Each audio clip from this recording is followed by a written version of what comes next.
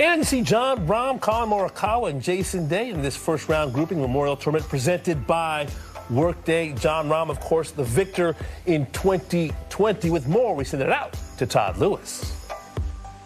Jon Rahm won the Memorial in 2020, and you can make the argument that he should have won the following year after shooting a Saturday 64, which at the time gave him a 6-shot lead. But on the 18th green, he was informed by the PGA Tour that he tested positive for COVID and had to withdraw.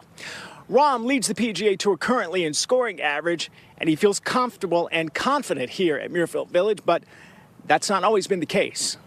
It's funny. First time I played here, I played bad, I missed the cut, and I think I told Adam, man, I don't know if I'm ever going back to that golf course. And he was telling me, you know, you're going to go back and you're going to love it. You're tailor-made for that golf course. And funny enough, the next time we came was 2020.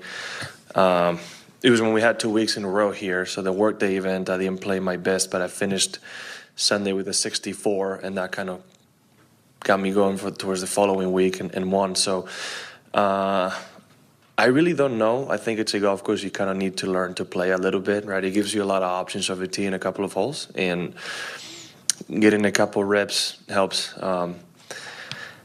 But it's mainly, it's a little different to what we play throughout the years. Target golf, right? You put it on the fairway, put it on the right proper side of the fairway to give you the best angle to the green. Par threes are all difficult, and you have to be really accurate with your iron play. No surprise, Tiger has such a success here, right?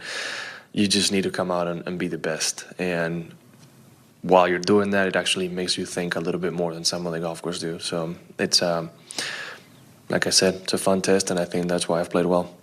In September, Rahm will represent Europe at the Ryder Cup in Rome. His friend and fellow Spaniard Sergio Garcia will not be on that Ryder Cup team. Garcia recently revealing that he had a conversation with Luke Donald, who is the European Ryder Cup captain, and Donald told Garcia that he will not be picked for that team. For Rahm, it's a disappointment. I'm going to miss him. We had a great partnership at Whistling Straits. And I'm going to mention history again one more time. You know, a Spanish duo in the Ryder Cup, I think to me is embedded into the roots of the Ryder Cup with what Seve and Ali were able to do throughout their partnership, right? So it's a little sad to me that politics have gotten in the way of such a beautiful event.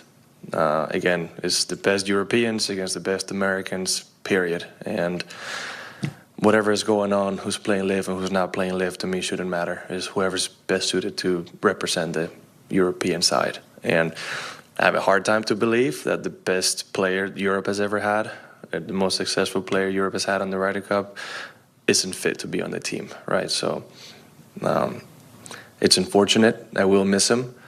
But with that said, I want to be hopeful. It's a couple of Spanish guys playing really good right now, so hopefully they can join me on the team.